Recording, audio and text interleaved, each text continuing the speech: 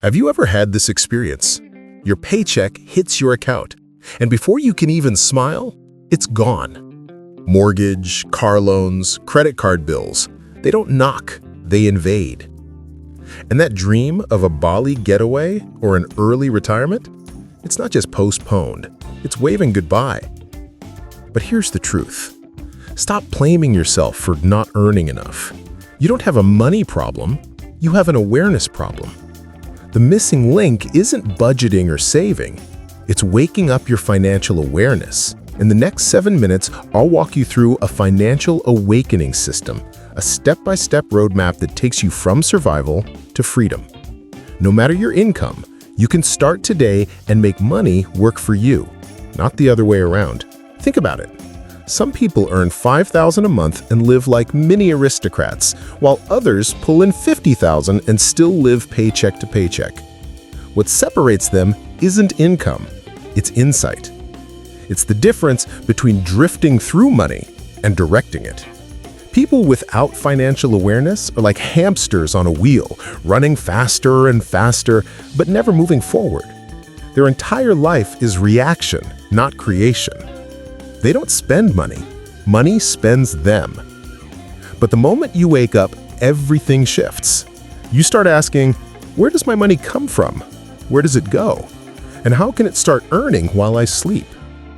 That's the transformation, from a consumer mindset to an investor mindset. You stop asking, can I afford this?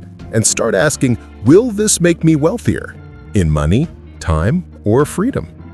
As Warren Buffett said, if you don't find a way to make money while you sleep, you'll work until you die. Financial awakening is about escaping the time for money trap forever. Financial awakening is the shift from trading time for money to making money work for you. But awakening doesn't happen overnight. It unfolds in 3 stages. Stage 1, survival mode. Here, you're a human printing machine, but the money you print goes straight to the landlord, the bank, and the supermarket. Money comes quickly and leaves even faster. You're desperately working for money. Stage 2, security mode. This is where you wake up. You start saving and investing, building a financial bulletproof vest for yourself. You have an emergency fund. When bills arrive, you're calm. You start controlling the rhythm of your life. Stage 3, freedom mode. This is the ultimate goal. Your passive income, like a loyal employee, works for you 24/7, enough to cover your living expenses. You no longer work for money, money works for you. You finally graduate from the rat race. But here's the catch. Most people never make it past stage 1. Why? As Robert Kiyosaki said, the poor buy expenses, the middle class buy liabilities, and the rich buy assets. So forget the lottery, start small, start now, start buying assets.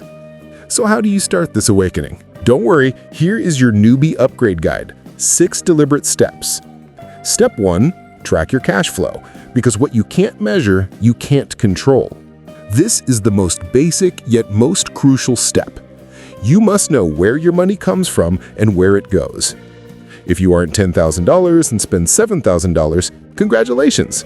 That remaining $3,000 is your precious free cash flow, the first brick of your future financial empire. Step 2, set a goal.